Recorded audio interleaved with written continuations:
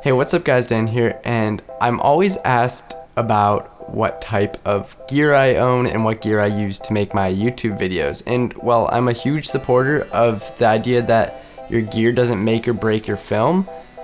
It's only fair to show you what I use and what works for my workflow. We're going to start out with a pilot episode about audio gear, followed by video and then tripods and lighting, stuff like that. But first, audio. Audio has been something that I've kind of left on the back burner for a long time while making videos. I always just used what I had rather than investing. And lately I've come to realize that audio really adds a whole lot to your video because you can have stellar images, but no one's going to watch it if it sounds like crap, just to be honest with you guys. That being said, you don't have to spend a ton of money to get high quality audio. Audio is one of those things that really follows the law of diminishing marginal returns. You can buy very expensive gear, but really there's not a whole lot of difference compared to the mid-range to budget gear. Personally, I use 4 different microphones, each for a different purpose. The setup you're listening to right now is an Audio-Technica AT897 shotgun microphone plugged into a Zoom H5 handy recorder. This is the setup that I use for videos like this where I'm on camera speaking A-roll type shots. For B-roll, I switch over to a very budget microphone running about only $50 is the Blue Snowball. I use it for voiceovers, and I've used it for a long time on my channel. While the Snowball doesn't sound all that great on its own, you can easily tinker with the EQ and levels and make it sound more than acceptable in a program like Audacity. So for $50, it is the all-star budget microphone in my opinion. If you're looking to spend a little bit more, about double the price of the Snowball, you can go for the Yeti. I've used it, I love it, though I don't own one myself. The Snowball and Yeti are regarded as the basic YouTuber microphones. Everyone has owned one of the two in their YouTube career, whether they started or they still use it. It's one of those mics that just sticks around forever, it gets the job done, and it does it cheap. For only $70, I definitely recommend the Rode Video Micro. It's not the best sounding microphone, but it's a whole lot better than the on-camera microphone on my 70D. I can put it on the hot shoe, and it's so small and light that it doesn't get in the way at all. It comes with a nice dead cat in the box. If you don't know what a dead cat is, it's the fluffy thing on the end of the microphone.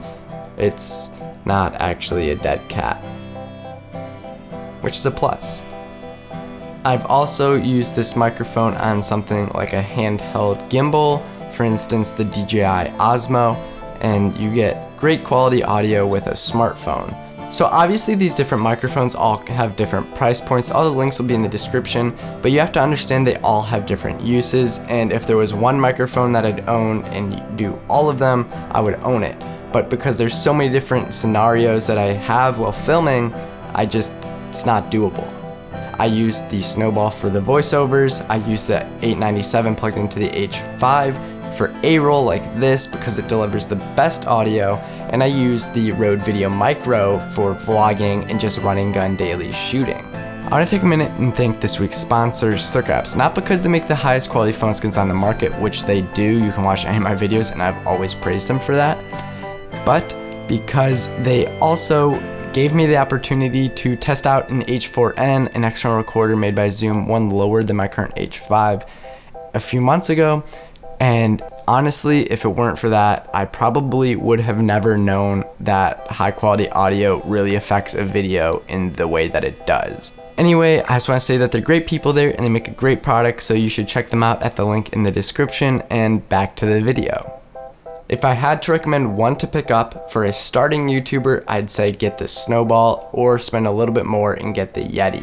However, if you already have those and you're looking for a great A-roll microphone, I can recommend the 897. The H5 is something that I find hard to justify for a starting YouTuber just because it's $250 and I solely use it as an external recorder.